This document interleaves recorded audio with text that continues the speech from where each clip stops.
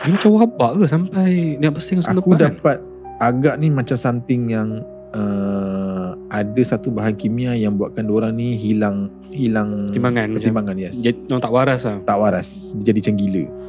Atau bahasa mudah dia zombie lah.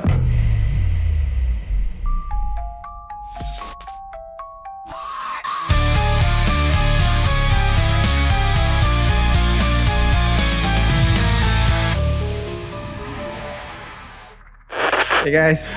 Okay guys, Assalamualaikum warahmatullahi wabarakatuh. Dan salam sejahtera. Selamat datang ke Angker Kas Your Fun Nightmare, podcast di mana kami akan bercerita, mengulas dan membaca kisah-kisah seram daripada R/No Sleep, Creepypasta dan juga kadang-kadang cerita keseram tempatan lah. Alright, bersama host anda aku Chad Hafiz. Dia hafal. Saya tak hafal. Dan nama aku Adanas. Sebelum kita mula cerita, kita nak bagi disclaimer dulu. Kandungan bahasa dalam podcast ini bersifat santai dan tidak formal, termasuk bahasa rojak dan gaya bahasa pasar. Jadi ia semestinya tidak sesuai digunakan untuk tujuan rasmi, akademik ataupun jadikan rujukan tugasan sekolah. Ya, jadi hari ini kita akan bersambung lagi dengan kisah baru, cerita baru daripada R/No Sleep. Aduh. Alright. Kenapa? Penat ke? Ngantuk nak tidur ke apa? Bukan. Cerita yang minggu lepas tu masih terbawa lagi aku. Oh ya, yang pistol. Aduh, aku sampai sekarang aku tak boleh tidur depan TV. Oh ya, tu jauh. Aku masih sekarang tak boleh dah. Betul. Sekarang aku tidur depan komputer sekarang. Lepas tu benda kat komputer pula. Depan komputer, TV aku tak tidur dah. Allah. Okay, kita hari ni ada kisah baru yang bertemakan tidur. Episod apa? 20 Episod 20 ni, episod 20 kita akan 20, cerita pasal tidur, di mana cerita ni akan mengisahkan tentang situasi di mana korang dipaksa untuk jangan tidur untuk satu tempoh masa yang panjang. Okay. So macam sebelumnya tak, kita ada pernah sembang pasal berapa lama kita pernah tak tidur disebabkan buat assignment. Sebelum kita ada cerita kan. Okay. Kita sebelum kita sambung cerita pasal tu, aku nak bagi sikit info lah tentang kisah kali ni dan juga siapa penulisnya. Okay.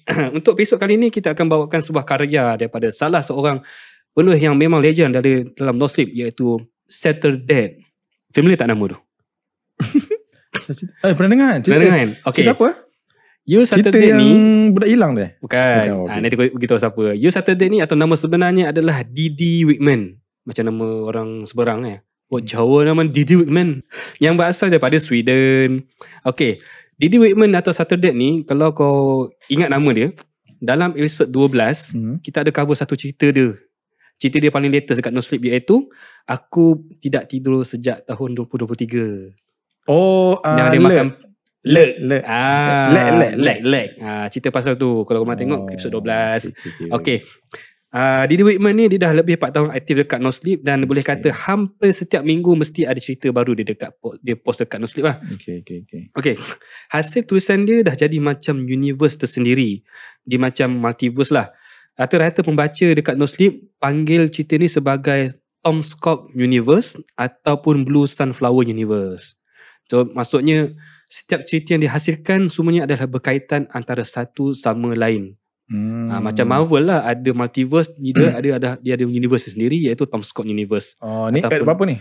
17. Aku tak tahu 17 ni. Tapi mengikut research yang aku baca, cerita ni adalah sebelum cerita yang Lurk tu. Okay. Sebelum cerita Lurk? Sebelum cerita Lurk. Cerita ni diterbitkan dalam tak silap aku dalam versi awal yang siri yang dia pernah hasilkan lah.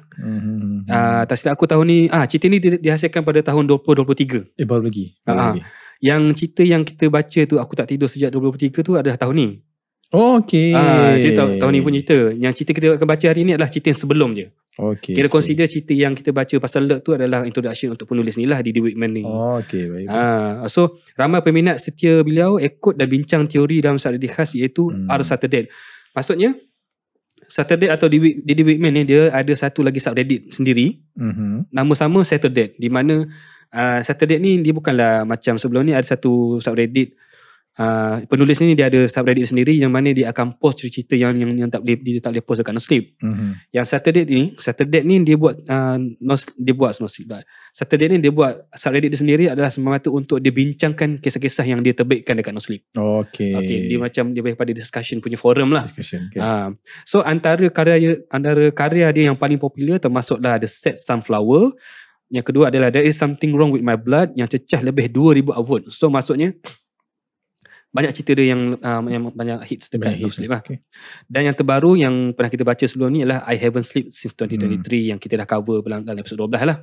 Okay. Selain cerita pendek dekat Reddit, dia ada juga cerita seram pendek Reddit Women yang terbitkan. Antaranya adalah antara cerita seram yang dia pernah terbitkan dalam Nosleep. Dia juga salah satu cerita dia pernah diterbitkan dalam satu kompilasi cerita seram pendek dalam novel bertajuk Cabin, 17 Tales of Terror, One Cabin, Anthologies of Terror. Okay. Yang mana korang boleh dapatkan buku novel ni dekat web Amazon ataupun kedai-kedai buku berdekatan lah yang ada. Maksudnya dia terbitkan cerita Nosleep dan salah satu cerita Nosleep dia dimasukkan dalam kompilasi satu novel. Betul. Dan tak pelik lah kalau ramai yang gelar Saturday atau Daddy Whitman ni sebagai salah satu penulis yang berbakat dan prolific dalam era moden Nosleep. So dia ni kira antara writer yang boleh kata hebat lah dekat Nosleep. Sebab bagi aku kalau kebanyakan Nosleep writer ni, kalau cerita diorang dapat masuk novel, bagi aku memang satu achievement lah bagi diorang. Macam yang kau nak buat sekarang lah. Nak buat tengah dalam proses nak menulis sekarang. InsyaAllah nanti kita akan baca ke cerita dia? Betul lah. Nak ke? Drop komen korang.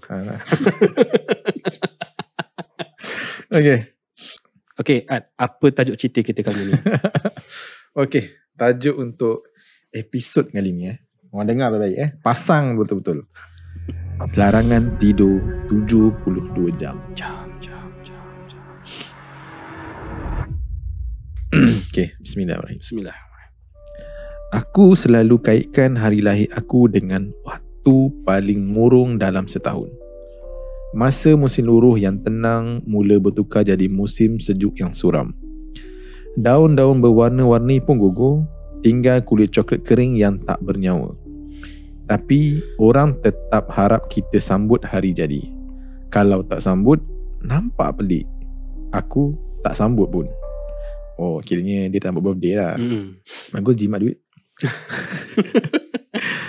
Baru-baru ni tunang aku tanya, kenapa tak pernah raikan hari jadi? Dan sebenarnya susah nak jawab. Bila kau pernah lalui benda yang traumatik, apa-apa pun boleh trigger balik memori tu, sedar tak sedar. Dan walaupun aku teringin nak cerita dekat dia, aku rasa aku tak mampu. Nanti bunyinya macam orang gila. Jadi aku fikir mungkin aku boleh mula dengan cerita tanpa orang tahu siapa aku. Perlahan-lahan kita tengok macam mana. Tahun tu tahun aku masuk 13 tahun. Lagu Since You Been Gone. Lagu tu kan? Kau tengok note ni yang aku tak tahu lagu apa. Aku tak tahu lagu tu. Okay. Pernah dengar lah. Maksud dia zaman-zaman tahun 2000. Siapa yang perempuan yang lagi seorang budak nyanyi lagu skate tu? Avril Lavigne. Zaman dia? Sama lah. 2004 kita form 4. Okay. Form 4. Maaf, terlebih umur. Dia 13, kita form 4. Tak jauh beza lah. Maksudnya? Dia 13 tahun, kita form 4. Kita form 4 dah 16 tahun. Tak jauh beza lah. Maksudnya kita orang ada datang ni. Apa benda lagu ni. Maaf lah, random sangat. Tahun tu tahun aku masuk 13 tahun. Lagu Since You Been Gone selalu dimainkan dekat radio setiap jam. Kawan-kawan aku pula asyik quote How I Met Your Mother, macam tu buku rujukan hidup. Pendek kata, memang best jadi budak masa tu. Sebab birthday aku jatuh tengah minggu sekolah, plan sambutan besar-besaran ditunda ke hujung minggu. Tapi aku tak kisah pun. Makan kek hari Selasa pun bukan bunyi teruk mana. Balik rumah, sambut sikit dengan mak ayah, buka beberapa hadiah. Dapat 2 game baru untuk PlayStation 2. Win. Aku dah siapkan kerja sekolah, lepas tu layan internet kejap sebelum waktu tidur macam biasa. Bila tiba-tiba ada bunyi orang ketuk pintu. Rumah kami jarang ada tetamu. Jadi bila ada orang ketuk pintu pukul 10 malam, memang pelik, serius. Masa aku tengah turun tangga, mak ayah aku dah pun buka pintu. Dekat luar tu ada seorang lelaki pakai jaket kemas sambil pegang clipboard, berdiri dengan 2 orang pengawal bersenjata. Aku pun macam terus terselit dekat tengah-tengah perbualan tu. Tak sempat nak faham apa-apa lagi. Jadi kami cuma perlukan tanda tangan puan di borang persetujuan ni dan kita boleh mula, kata lelaki clipboard tu. Ada sebarang soalan? Ini tak boleh jadi sah dari segi undang-undang, kata mak aku. Atas kuasa apa kamu? Puan, ini adalah satu kecemasan. Kami telah diberi kuasa untuk membawa sesiapa sahaja jika keadaan memaksa. Tapi saya berani jamin pengalaman tu akan jauh lebih buruk berbanding jika puan dapat berikan kerjasama. Ya, lebih tenang seperti rumah puan sendiri. Sambil perbualan makin tegang, 2 orang pengawal bersenjata itu terserempuh masuk ke dalam rumah. Tiba-tiba dia tengah cerita dia, tiba-tiba ketuk, dia masuk menyelit. Tiba-tiba macam mak dia kata tak boleh ni kalau ikut undang. Tuan, pop, boom. Tapi dia dah sign. Dia baru nak sign kan. Aku dia kata persetujuan. Kami cuma perlu tanda tangan je. Dia cakap dulu. Macam cerita sekarang ni, mak dia cuba fight balik. Apa benda ni? Okay. Lepas tu lelaki yang tu kan dia potong balik. Tu dia cakap, dia explain balik lah. Dia explain, terus ke rempuh. Okay. Kira ni budak Arabi kan ni. Random. Sambil perbualan makin tegang, 2 orang pengawal bersenjata tu terus rempuh masuk ke dalam rumah. Mereka pegang senarai semakan sambil tanya macam-macam soalan dan periksa setiap sudut rumah macam tengah cari sesuatu. Ada yang sebut pasal telefon satelit yang kami memang tak ada pun. Aku terus bergegas naik semula ke bilik atas. Maksudnya dia cari something lah. Dia check rumah tu kalau ada apa-apa benda yang boleh dia komunikasi keluar. Sebab dia tanya kalau ada telefon satelit tu macam spesifik tu tau. Dia macam cerita alien lah. Ataupun tak alien, mungkin apa, bagi aku dia nak elakkan daripada family dalam rumah ni cuba dapatkan komunikasi keluar kawasan. Luar kawasan. Yes. Okay. Dari tingkat bilik aku nampak mereka tengah letak klem tayar dekat kereta kami. Mereka juga tengah uji beberapa alat elektronik. Dan masa tu juga internet dekat komputer aku terus hilang sambungan. Telefon bimbit aku pun dah tak ada line langsung. Aku tak sempat semak talian, tapi aku rasa telefon rumah pun mereka dah kacau. Semua yang betul cut off communication ni. Dia benda tu kalau tanya aku secara tiba. Sebab dia membaik askar kan. Dah time birthday mamat ni. Spoiler tu. Mereka tengah asingkan kami, macam tengah dikenakan perintah berkurung secara senyap. Yang buat aku makin takut, aku langsung tak tahu siapa sebenarnya orang-orang ni. Tak ada lencana, tak ada pangkat, tak ada simbol apa-apa pun. Cuma sekumpulan lelaki muka serius pakai jaket windbreaker dengan sarung pistol yang nampak jelas. Lepas beberapa minit, salah seorang lelaki tu masuk ke bilik aku. Mak ayah aku dekat luar dah risau gila, tapi kena suruh tunggu dekat situ. Lelaki yang masuk ni tinggi betul, dalam 6 kaki 4 inci. Muka dia pula nampak macam jenis boleh bunuh orang guna gigi je kalau dia nak. Wah, seram. Budak-budaknya nasi. kan. Tanpa cakap apa-apa, dia terus geledah barang-barangku. Kau ada walkie-talkie? Dia tanya. Project science? Pasal radio ke? Benda-benda macam tu? Tak ada. Aku jawab sambil geleng kepala. PlayStation 2 adalah. Benda tu boleh sambung internet kan? Aku tak sempat nak jawab. Mak aku dah menyampuk dari luar. Kami tak bagi dia main game online. Benda tu tak boleh buat macam tu. Macam nak betul-betul pastikan, dia cabut power cable dan masukkan ke dalam beg plastik yang berzip sekali dengan macam-macam barang kecil dan kunci yang mereka kumpul. Mereka tak nak ambil risiko langsung. Dan nampaknya aku memang tak dapat main game baru aku tu dalam masa terdekat. Spoiler lah, elok lah game pun. Aku geram ni macam ni. Tak kena kurang kuarantin, lepas tu kau tarik aku punya freedom kan. Betul. Kena budak-budak dah, dia tengah mood. Main PlayStation ni. Baru nak buka ni. Power kabel ke dalam ni. Baru nak buka. Baru tekan. Aduh ketuk lah. Tak sempat nak buka. Lepas mereka habis spot check rumah tu, kami semua kena turun bawah. Lelaki bergaya yang pegang clipboard tu siap-siap berdehem dan terus semua jadi senyap. Sampai ayah aku yang biasanya lantang pun tak banyak cakap kali ni. Dari situlah kau tahu benda ni serius. Untuk 72 jam, kawasan ini dan kejiranan sekeliling akan berada di bawah perintah berkurung. Ada masalah setempat yang berpunca daripada kejadian geologi baru-baru ni, yang menyebabkan beberapa isu yang tak dijangka. Saya pasti anda semua dah perasan perkara pelik kebelakangan ini, kan? Seperti apa tu? Ayah aku tanya. Susu cepat basi, pokok hiasan dalam rumah bertukar warna pelik, katak berduyun penuh dekat jalan. Aku ceritakan episod 2 minggu lepas Yang mana? Kita cerita pasal geli pakai katak tu. Episod 2 minggu lepas Yang kau terpingin katak terpingin. pakai tu. Ni dia bawa seko. Ini banyak. Katak belum duyun penuh. Mak ayah aku tak cakap apa-apa, tapi mereka angguk. Mungkin mereka ada nampak benda yang aku tak perasan. Lelaki tu letak clipboard dia dan mula jelaskan dengan tenang.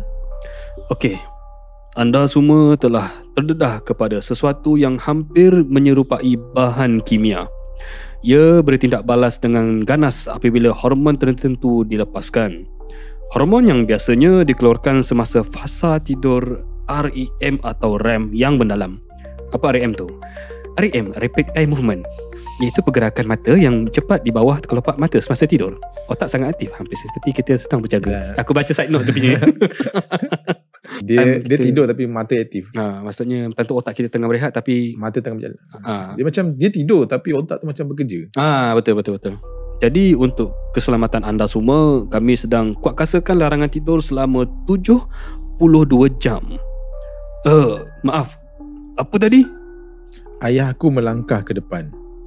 Tapi salah seorang lelaki bersenjata tu turut buat langkah yang sama. Dua-dua berhenti sebelum keadaan jadi tegang. Pendedahan berlaku lebih kurang 9 jam lepas. Maksudnya anda ada lagi dalam 63 jam. Jadi lebih kurang pukul 1 petang hari Jumaat, semuanya akan selesai. Tak mungkin. Tak mungkin kami boleh. Ini bukan sesuatu yang boleh dirunding, Cik. Ini melibatkan keselamatan anda, tuan dan puan. Kami ada pusat perkhidmatan kesihatan kecemasan. Tapi saya boleh janji, prosesnya bukan sesuatu yang menyenangkan.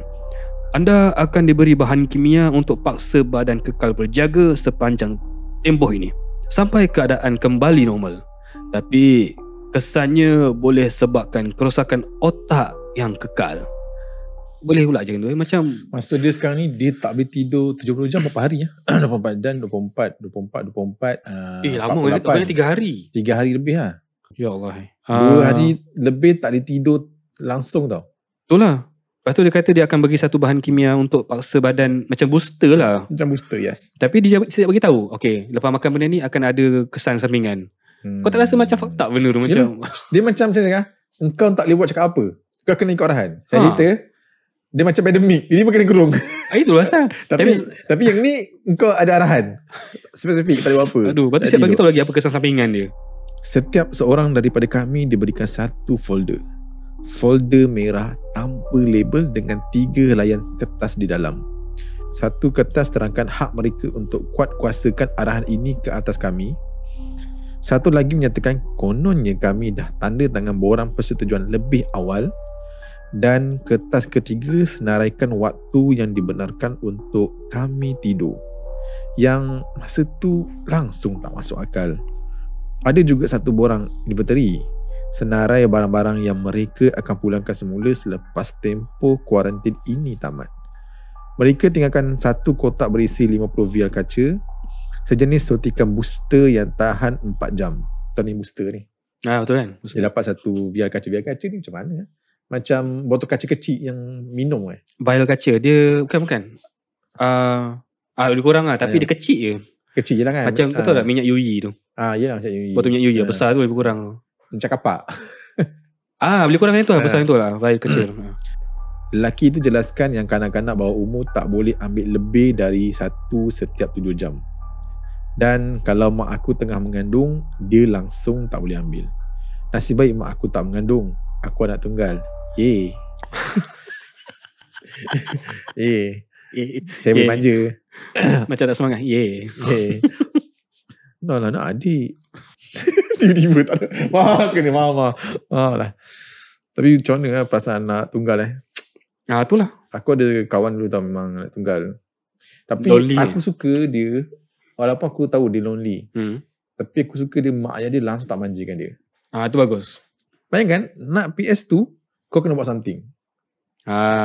Maksud dia bukan bagi situ je. Dia kena buat something. Ada something yang dia patut dapat. Maybe kau kena tolong basuh kereta ke, bawa kerja rumah ke apa, peperiksaan cantik, dapat. Dia tak pampered lah. Tapi aku rasa dia macam menabung. Aku rasa dia menabung. Tapi dia maksudnya dia nak, mak bapak dia nak melatih dia supaya bekerja, appreciate apa dia dapat tu. Berdikari. Berdikari, betul. Kami juga diberi beberapa bar serat yang ada beberapa jenis suplemen hormon. Tak ada jenama, tak ada label, tapi masih panas. Mungkin baru saja dibuat. Bungkusannya pun ala kadar macam dibalut tergesa-gesa. MRE aku rasa ni. MRE. Bar serat kan. Dia Yelah. apa tu? MRE apa tu? Alah macam ni kalau selalu makan bila orang nak diet semua kan. Yelah, atau bar macam bar coklat je bar lah. coklat tu. Tapi benda ni baru dibuat lah. Panas-panas. Maksud dia benda ni terlalu cepat tiba-tiba berlaku. Betul lah, dia kata macam balut al-kadar kan. Ada lah tu.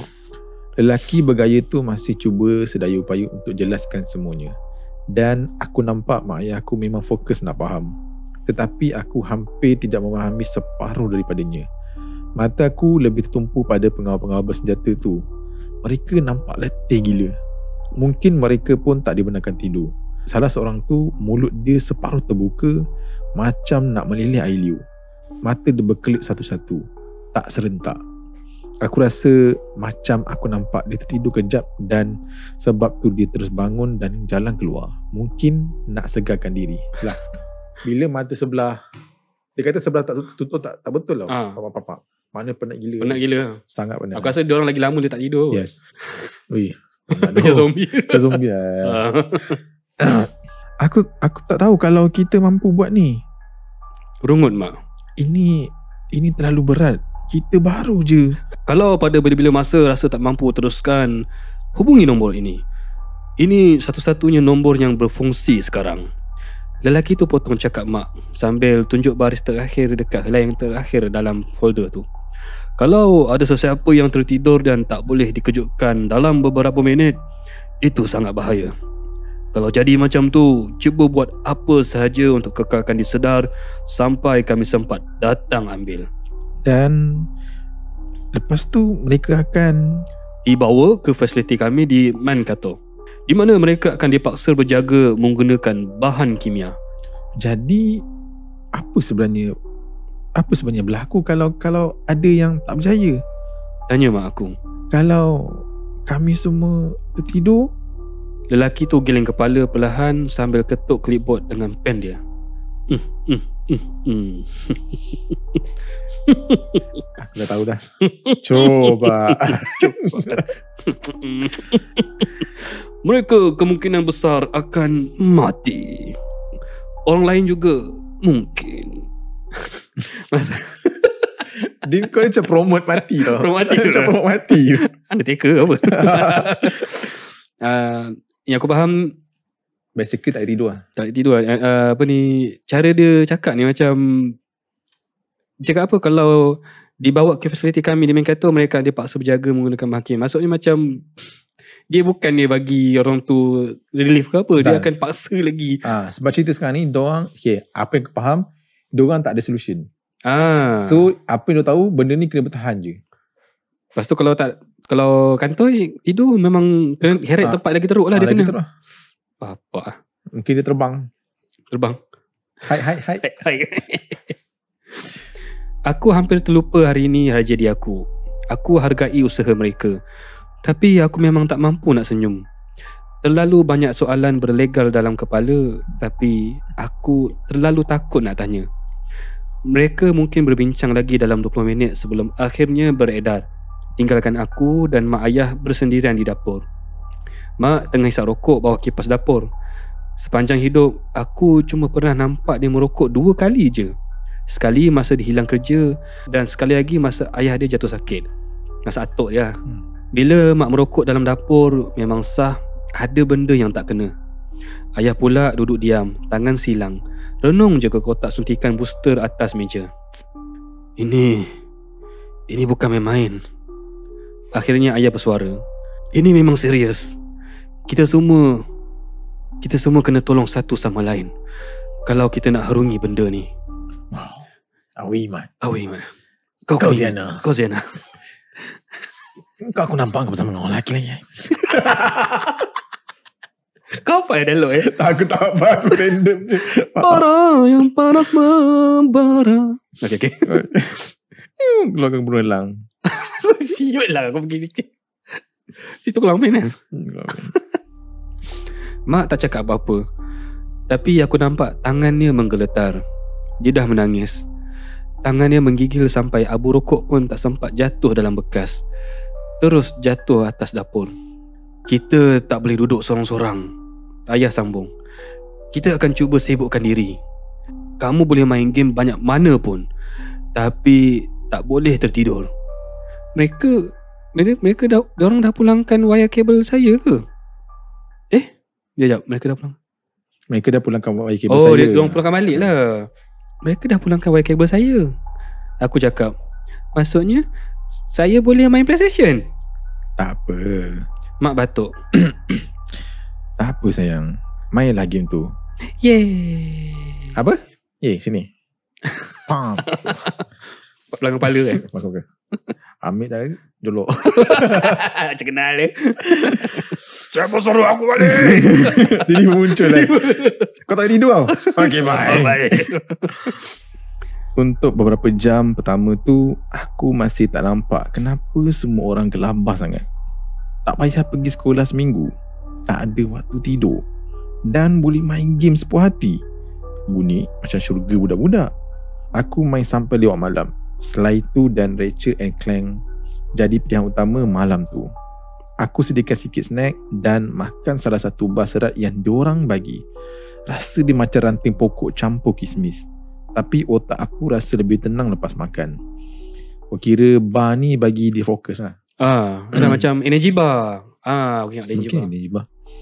Bukan mengantuk, cuma lebih mudah nak fokus. Tapi dalam masa yang sama, mata jadi susah nak tutup. Kelopak rasa gatal macam ada pasir. Semua lampu dalam rumah diorang menyalakan sepanjang malam. Mak dan ayah pasang muzik kuat-kuat dekat stereo bawah. Dan mereka macam terdesak nak pastikan aku kekal berjaga. Tapi aku dah cukup layan main game sorang-sorang. Jadi aku rasa semua tu lebih untuk tenangkan diri mereka daripada aku sebenarnya. Pukul 5 pagi, ayah ambil booster dia yang pertama. Dari tingkat atas pun aku boleh dengar dia mengeluh kuat. Katanya rasa booster tu macam campuran nasi basi dengan bau bangkai. Mak pula ambil booster setengah jam selepas itu, tapi dia campur dengan jus oren. Katanya ini memang bantu.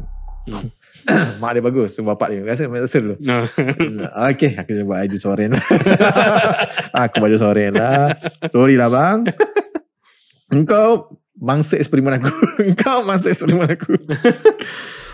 Masuk je pukul 7 pagi, aku pun dah mula rasa kesannya. Tak pernah aku berjaga sepanjang malam main game macam tu pun pada hari sekolah.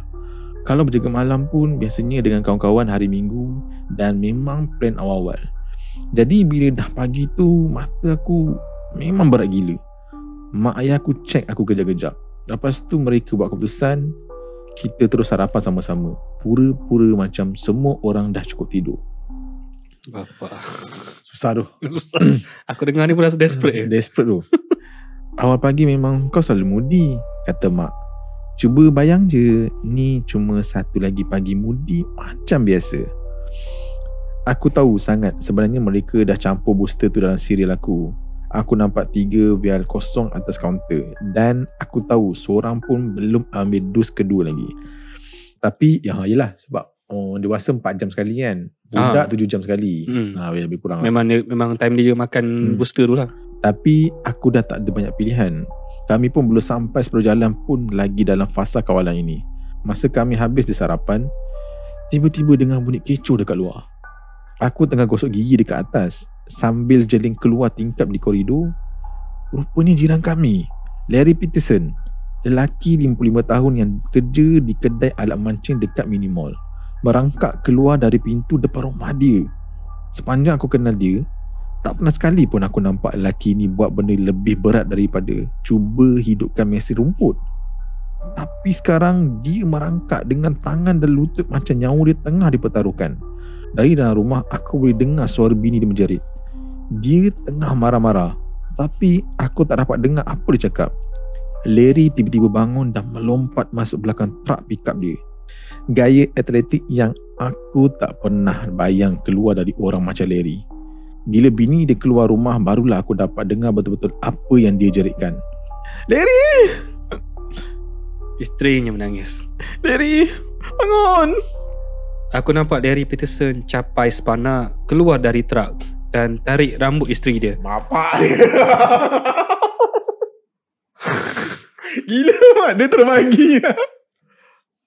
Ya, kejap aku nak baca. Aku nak sambung ni. Okay. Aku takut ni. Tiba-tiba ada tangan tutup mata aku. Ayah dah tarik aku jauh dari tingkap. Aku dengar jeritan tu bertukar jadi bunyi perit yang bergelegak. Lepas tu disambung dengan gelak besar.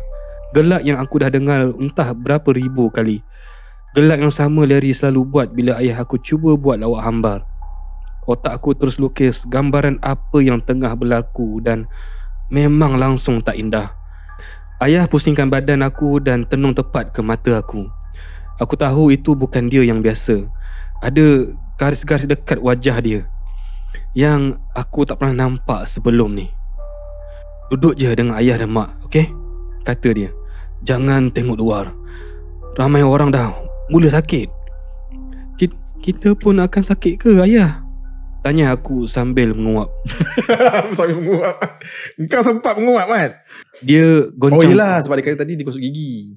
Kemungkinan bawa pagi lah lepas breakfast. Gosok gigi. So dia macam anggap macam tu lah. Okay. Dia goncang badan aku sikit macam nak pastikan aku betul-betul fokus. Oh yelah, dia orang tak cukup tidur. Tak tidur lagi. Betul lah menguap. Dah satu hari tak tidur. Okay. Kita akan okey. Cuma tunggu masa je. Tapi ayah tak nak kamu tengok orang kena apa-apa. Larry dia tengah sakit tu.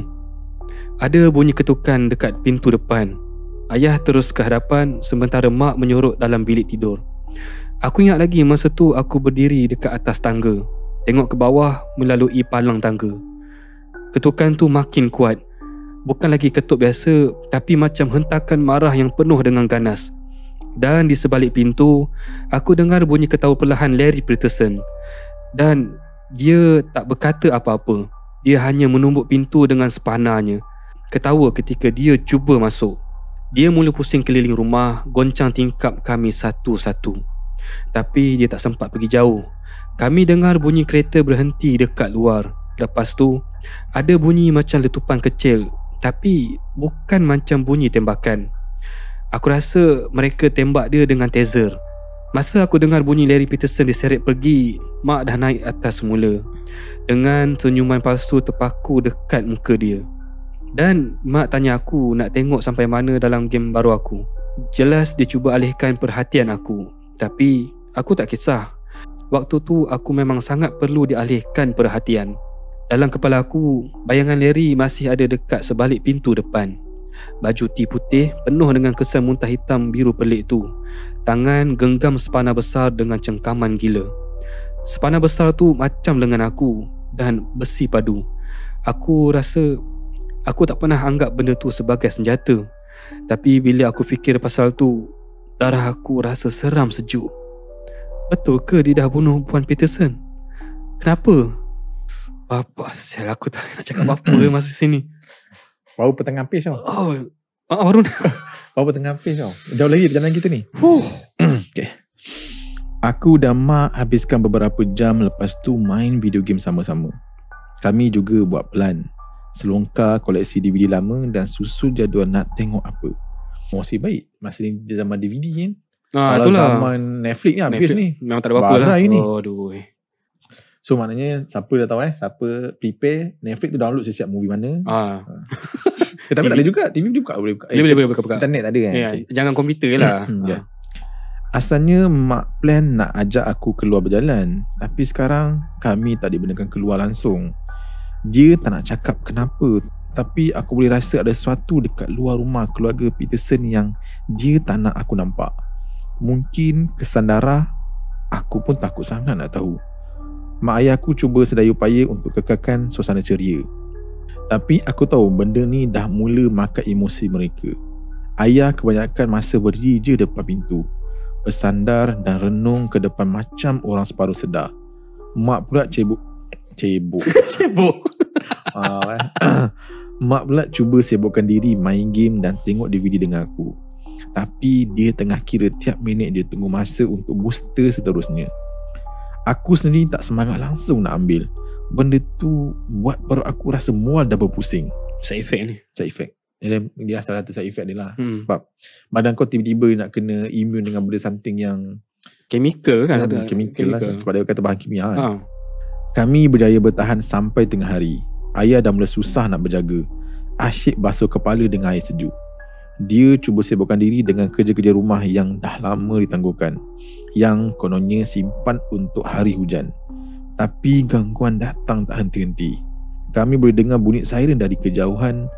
Dan pada satu ketika ada seseorang sembur pintu depan dan tingkap rumah kami dengan hos air tekanan tinggi.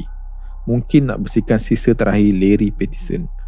Dia macam wabak ke sampai nak bersihkan semua Aku depan? dapat agak ni macam something yang ada satu bahan kimia yang buatkan diorang ni hilang pertimbangan. Yes. Dia tak waras lah. Tak waras. Dia jadi macam gila.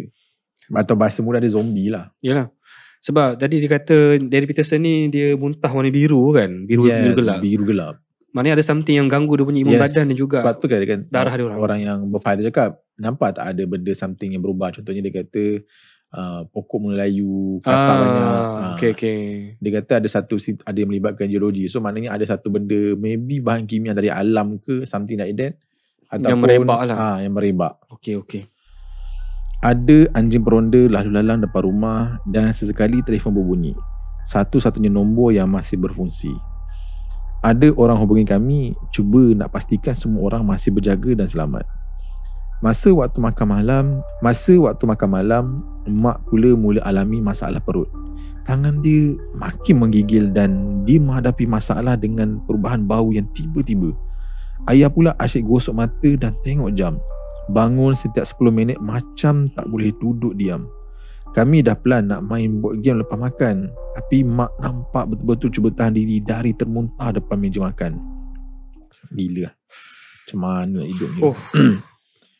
Kita boleh rasa tough lah. Sebab tak tidur tu gila tu. Kau punya hilang waras tau. Tapi teruk sangat ni tau. Macam drastic tiba-tiba. Bayangkan tiba-tiba, contohnya orang tu datang, engkau hanya dapat, sebelum tu kau dapat tidur 2 jam je sebab kau buat kerja ke apa. Yelah dia, orang tak prepare benda tu tau. Tak prepare. Gila tu.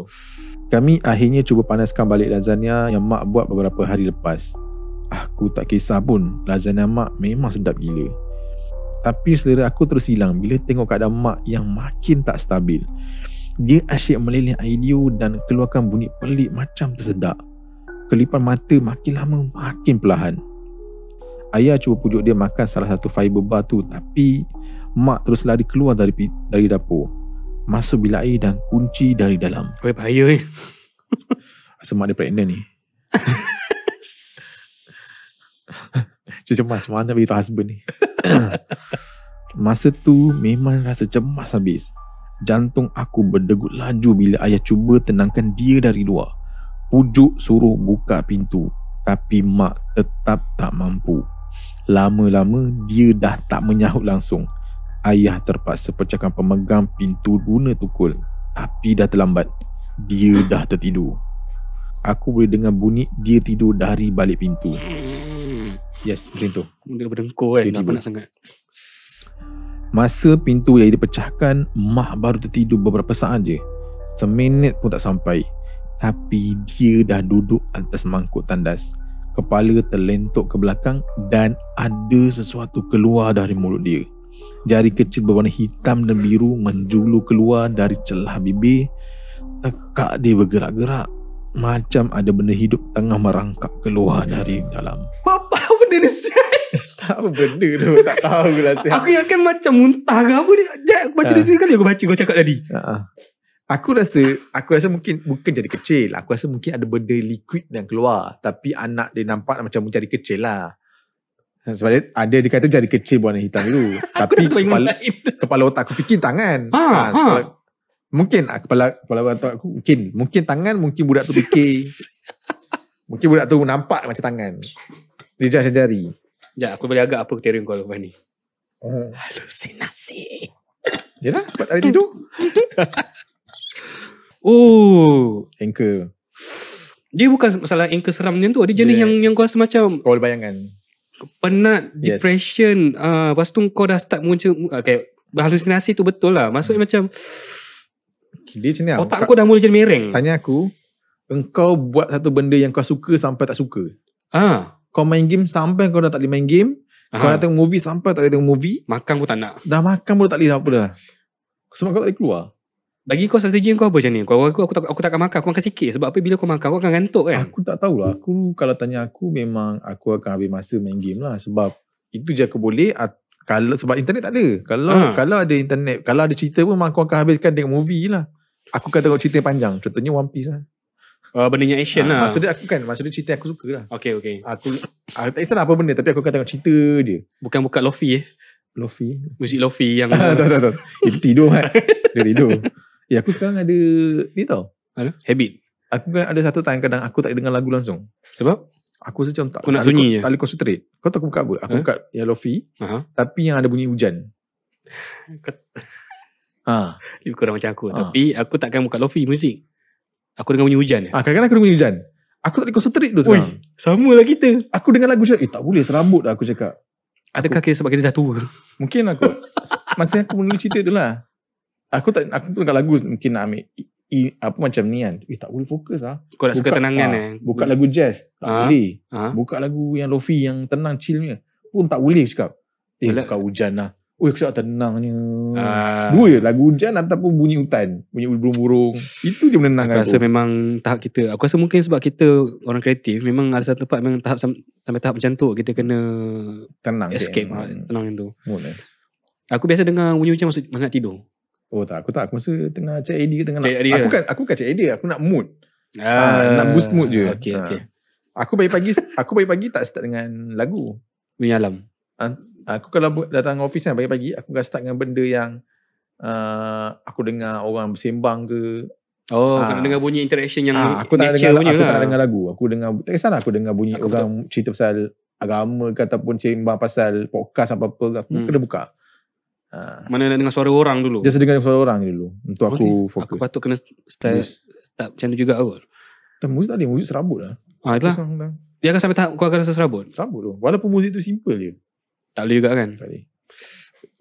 Itu sebab ada masa sekarang kita kena healing lah. Pergi camping semua. Itu bagus. Mungkin lah kot. Aku rasa kena pergi pantai tanam diri aku.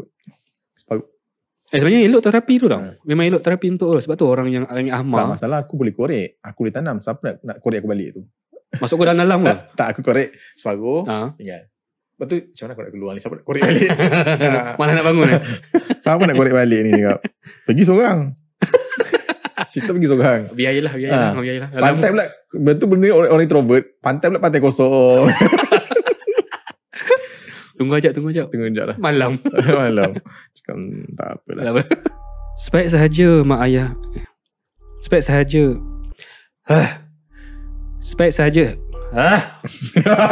Kau ni marah tak tidur ke? Betul lah. Aku dapat rasa dia punya tension macam mana tau.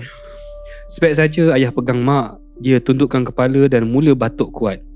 Ayah cepat-cepat basuh muka mak dekat sinki sambil jerit suruh aku tunggu dalam bilik.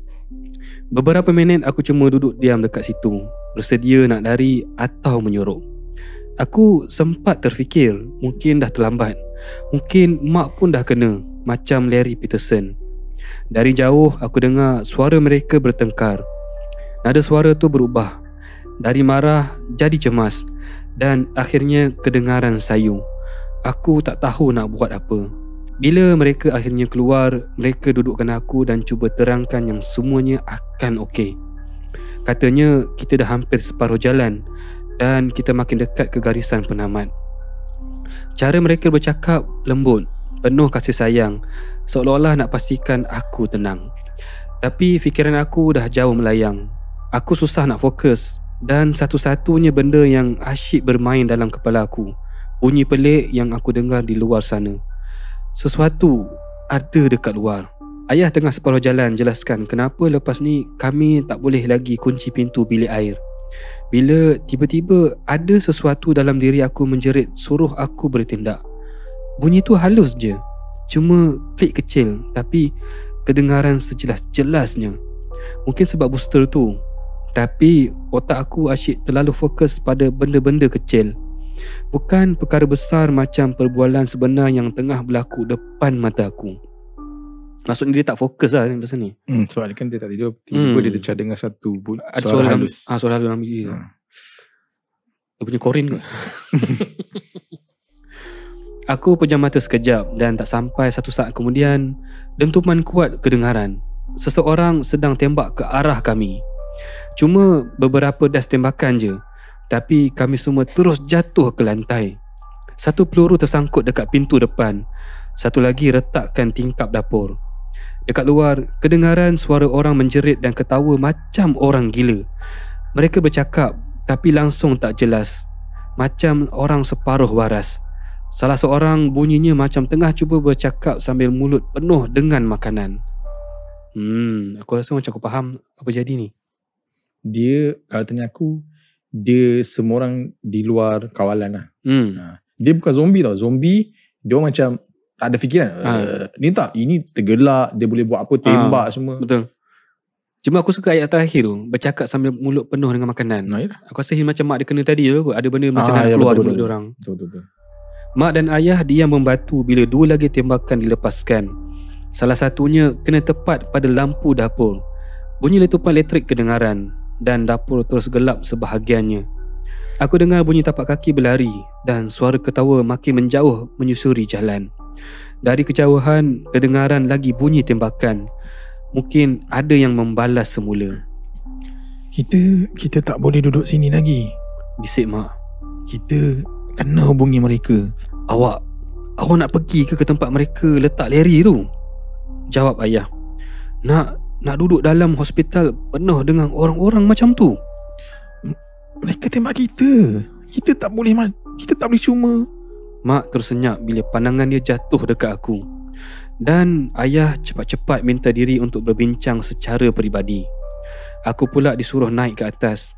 Kena jauh dari tingkap dan tak boleh duduk atau baring. Mereka cakap nanti akan naik jenguk aku sekejap lagi. Oh, tough shoot. Dia macam dah lah mak kau baru lepas keluar jari tu. Lepas tu mak yang kau bertengkar kecil datang kau cuba nak explain, kau tembak. Tapi aku respect mak ayah dia cuba lagi tak nak bertengkar depan anak dia tau. Dia maksudnya masih lagi parent yang bertanggungjawab untuk pastikan anak dia tak trauma. Pressure. Aku boleh pressure macam mana sebab kau cuba nak straight minded tak, at the same time. Dia kepala otak kau sekarang tengah Pecelaru. Kusut gigi pecelaru. Sebab kau tak nak tidur, kau kena tahan everything kau kena buat semua. Kau kena kuat gila depan anak kau. Betul. So tapi biasalah, aku terlalu ingin tahu. Masa masih dengar mak ayah aku bertengkar dekat bawah, aku selat sikit langsir tingkat atas. Dari situ aku boleh nampak agak jauh ke hujung jalan. Ada sebuah kereta tersadai tepi jalan. Lampu hadapan masih menyala. Tapi kereta tu dah dikerumuni oleh sekurang-kurangnya 6 orang. 2 daripada mereka pakaian seragam macam pengawal bersenjata yang kami nampak sebelum ni. Aku ambil masa sikit untuk perasan ada seorang lelaki tua duduk dalam kereta tu. Aku pernah nampak dia beberapa kali dekat kawasan ni, tapi tak pernah tahu nama dia. Orang-orang yang keliling tu tengah cuba pecahkan tingkap kereta guna macam-macam benda. Besi tayar, batu bata, tukul, paip besi, apa saja yang sempat dicapai. Tak lama lepas tu, tingkap berjaya dipecahkan. Mereka terus selup masuk dan tarik lelaki tua itu keluar. Tempat kejadian tu agak jauh, jadi tak dapat dengar jeritan dia. Tapi aku boleh nampak dengan samar apa yang mereka buat. Mereka tindih badan dia dan tutup muka dia dengan tangan, mata, mulut, telinga. Semua ditutup. Yang tinggal cuma hidung dia, satu-satunya saluran nafas. Lepas tu mereka cuba duduk dekat situ. Ambil masa sikit untuk aku sedar apa sebenarnya yang mereka tengah buat. Mereka tengah paksa dia tidur. Holy shit. Dia dah kereta, dia kereta tersadai. Dia pecahkan cermin sebab nak keluarkan orang tu dalam kereta. Dia bawa keluar, dia terus pegang semua benda, tutup. Tinggal hidung dia. Tinggal hidung. Dia tindih kan? Tindih. Dia nak tidurkan orang tu. Semua orang tu tidur. Oh, tidur. Kira maknanya kerja dia ni orang gila lah. Aku tak sure, tapi yang aku faham sekarang dia tengah paksa orang tu tidur. Masa dia orang gila lah. Masa dia orang yang tengah berjangkit lah ni. Betul-betul. Dia cari mangsa untuk tidur lah. Cari geng lah. Cari geng. Beberapa minit kemudian mereka lepaskan dia. Lelaki tu perlahan bangun, bersandar dekat kereta dan mula muntah-muntah kering. Lepas beberapa ketika, keluar juga lendir hitam biru yang sama macam aku nampak dari Larry Peterson dulu. Terhambur dari mulut dia dan hanya berhenti bila dia batuk kuat. Keluarkan seketul darah beku yang hampir tak muat keluar dari mulut dia. Sekarang aku tahu ketulan tu bergerak. Basically ada benda lah ni. Ada benda. Wow. Okay. Go lah aku rasa. Go. Sebab dia scene tu kita boleh bayangkan. Ni malam kan? Malam. Dia tak kata malam. Dia kata asal malam ni sebab dia kata mungkin dalam petang senja. Lampu kereta mesti menyala malam. Okay. Lepas tu dia tegakkan badan. Lelaki tu pandang ke arah kumpulan pelik. Dan mereka semua mula jalan bersama. Ada yang jogging, ada yang terus berlari. Seorang daripada mereka merangkak, tapi nampak macam dia tengah gigit sesuatu, atau mungkin ada benda keluar dari mulut dia. Panjang menjala. Masa mereka berjalan laju menyusuri jalan, aku boleh dengar bunyi tembakan lagi. Kali ni dari arah lain pula. Dan dari kejauhan aku nampak satu lagi kumpulan manusia. Paling kurang sedozen orang. Sedozen ni 10 12. Paling kurang sedozen orang. Tapi mereka menuju arah berbeza. Kumpulan-kumpulan manusia yang sakit, susah tidur merayau. Tuhan saja yang tahu apa kesannya pada mereka kalau keadaan ini berlarutan. Lepas mak ayah aku habis berbincang, mereka dudukkan aku dan terangkan dengan tenang. Kami akan kekal dalam rumah dan jauhkan diri dari tingkap sekadar langkah berjaga-jaga. Semua pintu dan tingkap akan dikunci, langsir ditutup rapat dan tak ada apa-apa dibenarkan berbunyi kuat.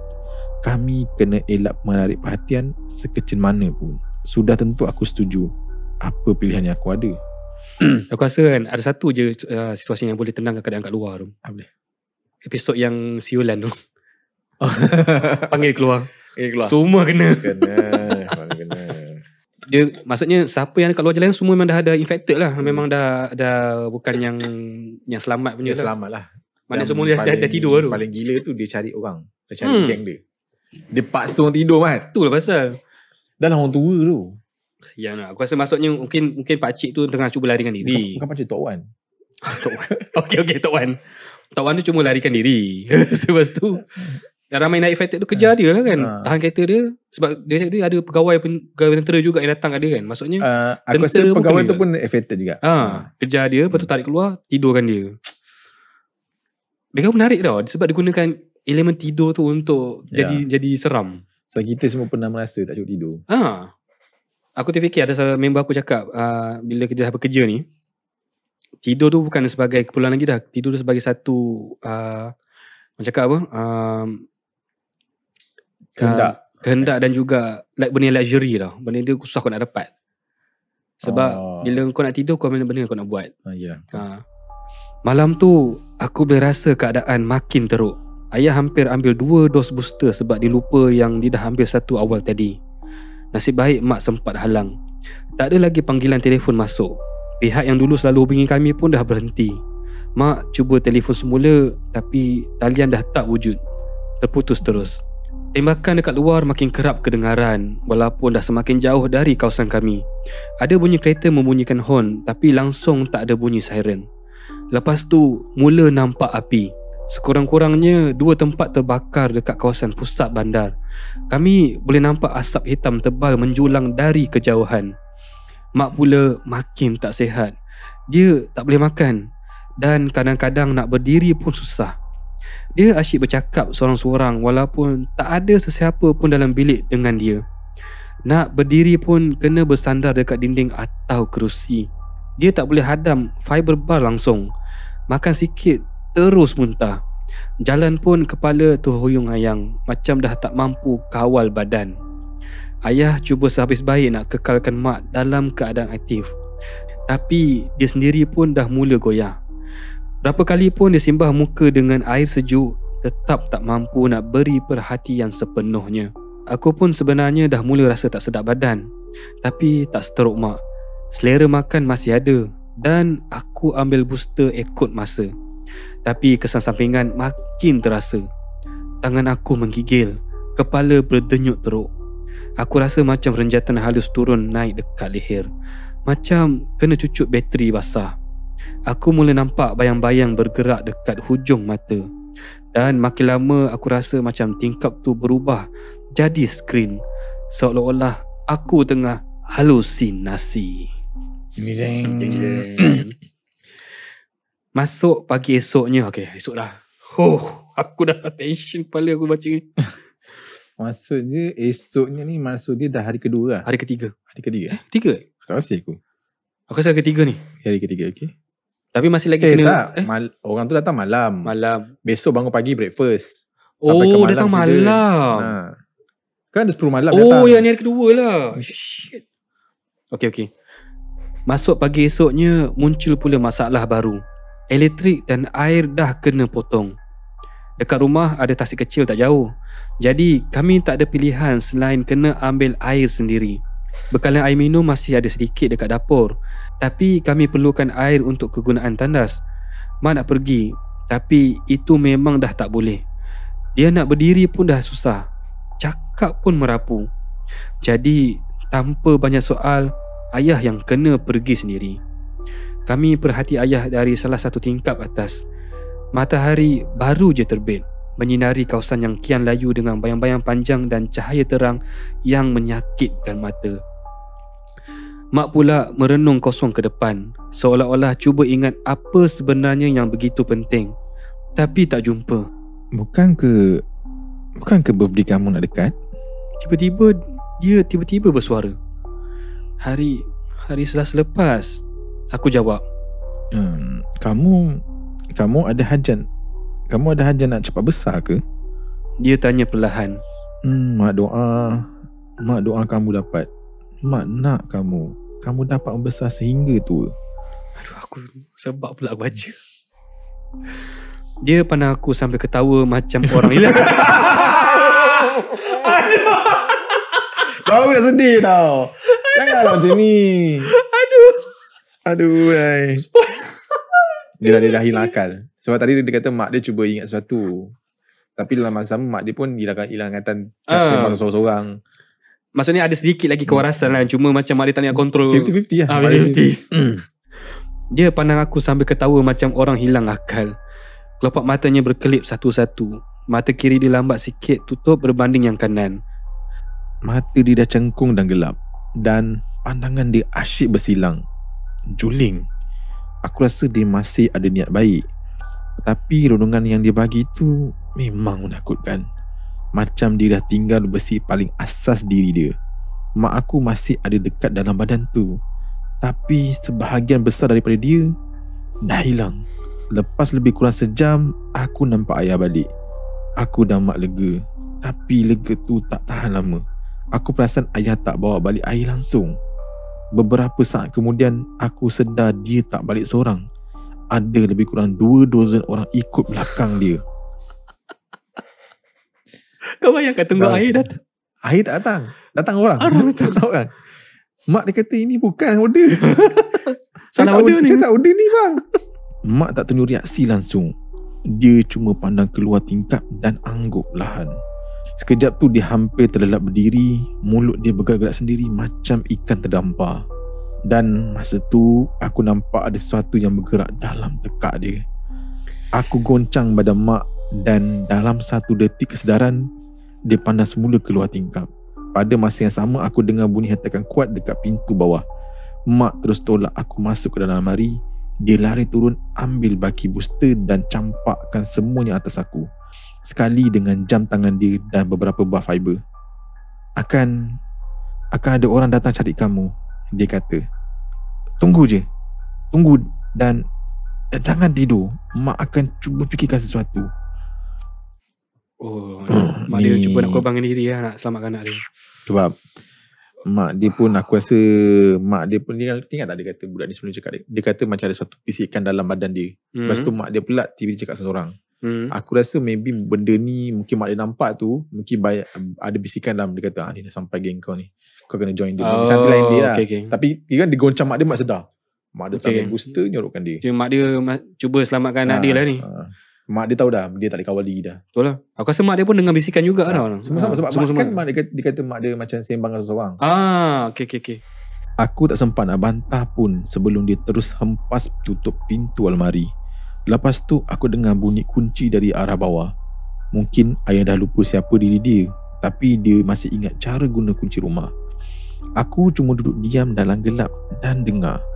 Aku peluk lutut, menggulung diri macam bola, tapi tak nak terlalu selesa.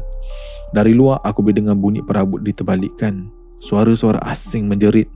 Ada yang maki hamun, ada yang cakap merapu entah apa-apa. Tiba-tiba tercetus satu pergaduhan.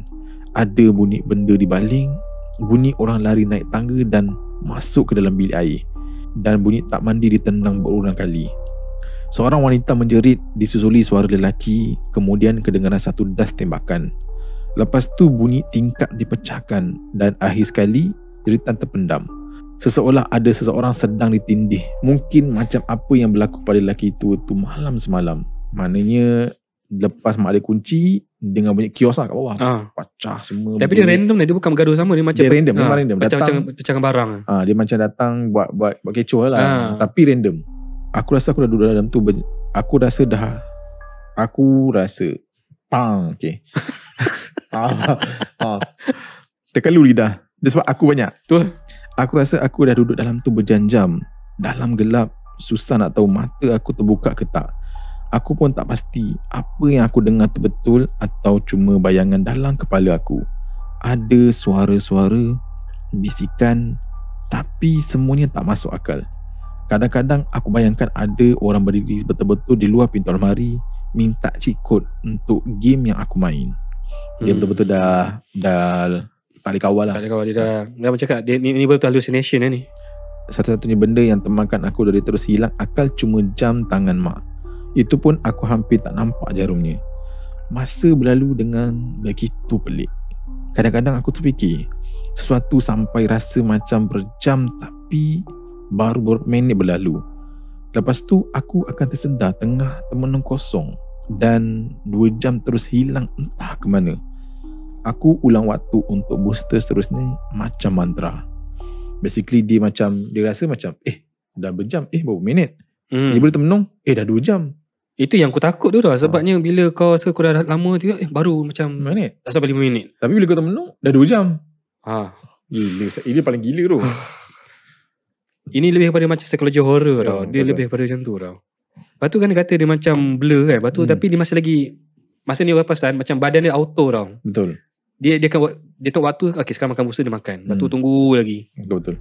Tapi keadaan makin pelik. Jarum jam mula bergerak ke belakang. Pula dah. Ya, sebab dia dah terlalu halusinasi. Aku bayangkan ada seseorang duduk betul-betul depan aku. Sepasang mata putih tenung aku dari dalam gelap. Ada suara-suara halus bisik, suruh aku tidur. Aku mula terangguk-angguk, hampir tertidur. Dalam badan aku rasa ada sesuatu yang bergerak, seperti tangan cuba menyusup masuk ke dalam sarung tangan. Akhirnya aku menyerah. Aku keluar dari almari. Aku hampir tak mampu berdiri sambil menyeret booster dan fiber bar dalam plastik. Aku dah tak peduli kalau ada sesiapa dekat bawah. Aku perlu tengok sesuatu. Aku perlukan cahaya atau apa-apa rangsangan yang boleh buat aku rasa masih waras.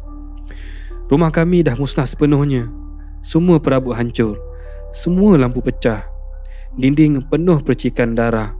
Pintu depan tinggal tersangkut pada satu engsel. Setiap tingkap pecah. Bingkai gambar keluarga pun dah berterabur atas lantai, macam senjata bintang ninja. Tapi yang pelik, ada bau hangit dan menyengat keluar dari dapur. Mula-mula aku tak faham apa yang aku tengah tengok. Nampak macam manusia, tapi jumlah anggota badan dia tak betul. Lepas beberapa saat aku paksa diri untuk fokus dengan teliti, baru aku sedar. Itu mayat. Seorang lelaki muda terbaring atas lantai dapur dengan pisau terpacak dekat dada. Rahang dia terkehel. Satu sisi dah patah, terenganga luas. Ada lengan berwarna hitam dan biru menjulur keluar dari kerongkong dia. Cuba capai ke atas nak pegang kepala dia sendiri. Tangan tu dah keluar, cuba pegang. Oh. Dia pegang. Lagu MJ, Michael Jackson.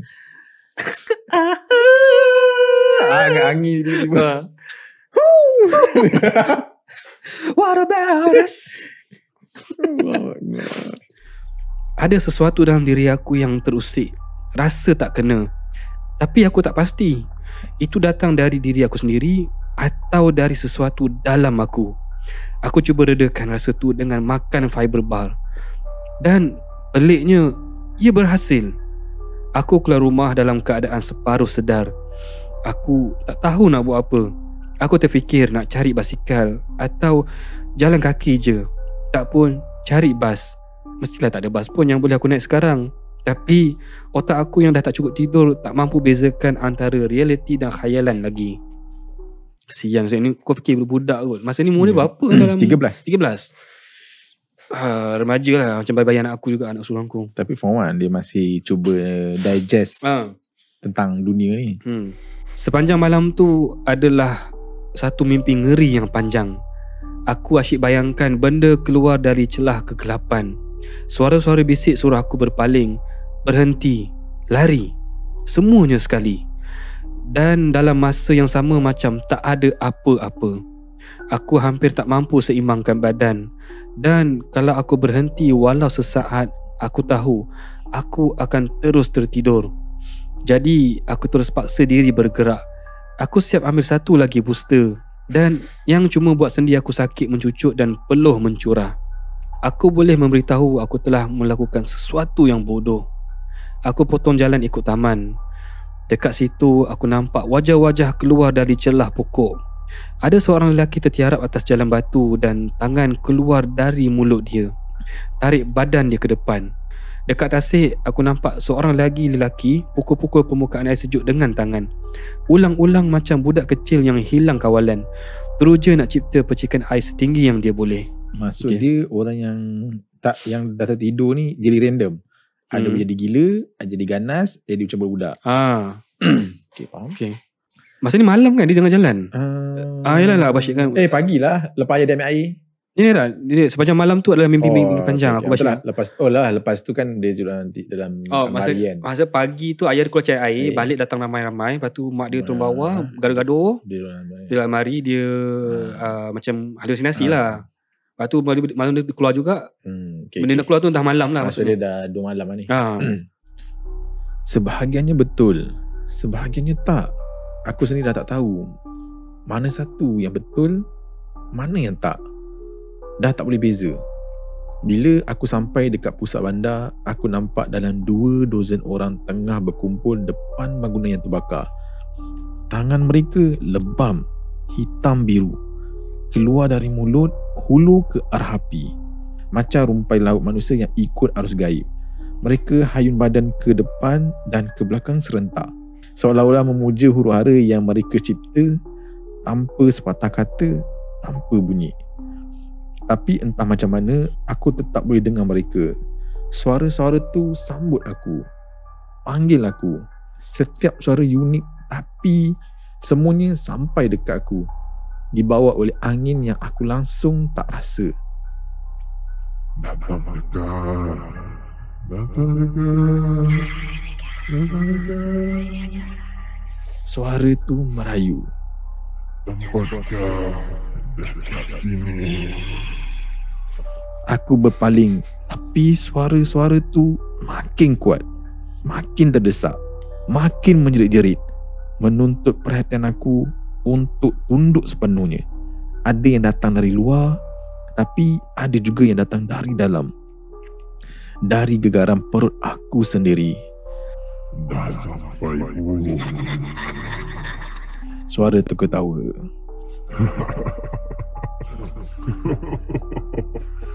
Ia takkan pernah hilang. Takkan pernah tidur. Takkan pernah berhenti.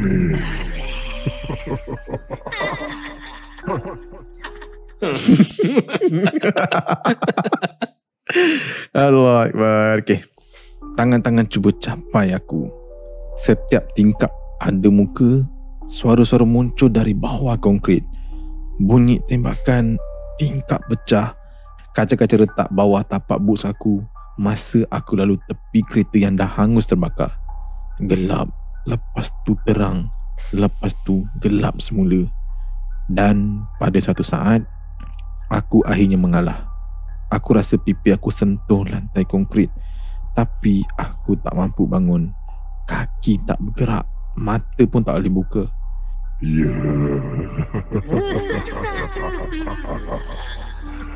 Suara-suara tu ketawa gila. Datang pada kami. Mari terbakar bersama kami. Dan kemudian gelap. Jatuh kan? Dia Dia kata dia tak larat. Dia kata pipi dia dah merasa konkrit. Maksudnya dia jatuh lah. Dia jatuh lah. Aku bayangkan apa dah, view macam kamera follow jatuh. Betul tukar lagu lain. Aduh. Macam ni lah, macam video klip. Oh, ya, betul. Aku tak tahu berapa lama aku tak sedarkan diri. Beberapa jam, mungkin separuh hari. Bila aku sedar ada seorang lelaki tengah berlari ke arah aku. Tanya aku, okey ke tak? Sebuah kereta berhenti tepi jalan, lampunya menyinari aku dengan cahaya yang hangat. Dekat tepi jalan, sekumpulan katak pandang aku tanpa berkelip. Di kejauhan, mata aku tertumpu pada sekuntum bunga matahari yang berwarna pelik. Bertukar warna biru. Sana. Mesti nak guna elemen bunga matahari. Sebab apa? Sebab Macam mungkin aku tahu, mungkin macam lek tu yang Thailand tu. matahari kan? Matahari kan? Kenapa bunga? Mungkin ada something mistik kot dalam bunga matahari ni. Kan lah. Itu yang boleh check juga. Pelik kan? Betul lah pelik. Pelik kan? Macam mana kita langsung tak perasan perubahan yang paling ketara.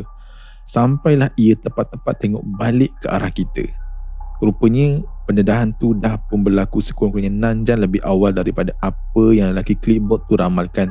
Dan aku sebenarnya dah terjaga cukup lama untuk sebahagian besar kesannya mengalir habis dalam badan aku. Oh ceritanya. Okay, macam mana? Aku faham Mamat ni, Mamat clipboard tu sebenarnya dia bagi arahan tu sebenarnya dia lupa tambah lagi 6 jam. Sebenarnya 6 jam lagi awal dah berlaku penambahan. So maknanya budak ni dah terbaring tu sebenarnya 6 jam tu dah habis dah. Maksudnya dia selamat lah. Dia selamat je. Dia sebenarnya dia ingat dia terbaring tu dia dah kios. Tapi sebenarnya dia terbaring tu sebenarnya dia penat. Tapi sebenarnya dia punya apa kata simptom kata apa? Wabak dalam badan dia wabak tu dah habis dah. Dah habis dah sebenarnya. Dah 70 jam dia sebenarnya. Okay. Cuma ending tu dia suspense sikit lah sebab masih dengan suara tu kan. Dengan suara. Macam ingatkan kita dah macam habis lah, selamat dah. Budak tu dah jadi mangsa juga lah. Kan. Aku ditemui tak sedarkan diri di tepi lebuh raya.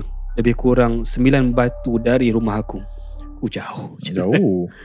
Walaupun aku tidur tanpa mimpi dan rasa tak selesa, kesan yang aku alami langsung tak seteruk apa yang jadi dekat kebanyakan orang dalam kawasan kejiranan aku. Aku pasti kau pernah dengar pasal benda ni. Mereka panggil kerusuhan. Cuma satu lagi insiden yang dipandang sebelah mata dekat kawasan orang susah. Aku rasa langsung tak masuk pun berita nasional. Oh, masa dia jadi kat kawasan macam kawasan yang tak diambil pot lah. Maksudnya macam jadi kawasan macam rumah flat macam tu lah, kawasan perumahan yang kawasan rendah lah. Betul. Okay. Ada antara yang terkesan awal kerana kerosakan otak kekal. Larry Peterson contohnya, dia memang tak pernah sama lepas tu. Tapi susah nak cakap sama ada sebab trauma emosi atau sebab gangguan tidur tu. Apa-apa pun dia kena ada jururawat datang tengok-tengokkan dia beberapa kali seminggu sampai ke akhir hayat. Mak ayah aku pun bukannya tak terkesan langsung. Mak ayah hidup survive. Dia tertidur tu kau kena rasuk je. Habis 70 jam kau selamat lah. Mungkin aku fikir macam tu lah kot. Okay. Walaupun kena rasuk, lepas 70 jam kau okey. Cuma tu yang tangan tu, okay, kena bincang lagi. Mak ayah aku pun bukannya tak terkesan langsung. Lepas malam tu, mak tiba-tiba macam kena narkolepsi. Tertidur tanpa warning. Tertidur tiba-tiba pada waktu yang paling tak sesuai. Ayah pula hilang deria rasa dan bau. Sampai sekarang, mereka masih susah nak jelaskan apa sebenarnya yang mereka alami. Bagi mereka, rasanya macam tidur biasa. Tapi mimpi ngeri yang paling teruk dalam hidup. Lepas tu, sedar-sedar je dah ada atas katil hospital. Kadang-kadang aku tertanya juga, aku ni betul-betul tidur ke masa tu? Ada benda yang aku nampak malam tu. Pelik sangat. Sampai aku sendiri tak pasti mana satu real, mana satu khayalan. Aku masih ingat dengan jelas tangan-tangan yang melambai perlahan ke depan dan belakang dekat luar bangunan yang tengah terbakar tu, dekat pusat bandar. Mesti benda tu betul-betul berlaku sebab bangunan tu memang terbakar. Macam yang korang boleh bayangkan, aku memang berhati nak kenang balik semua ni. Bila terfikir je terlalu dalam, terus rasa mencucuk dalam perut. Sejuk, tajam, tak boleh hilang.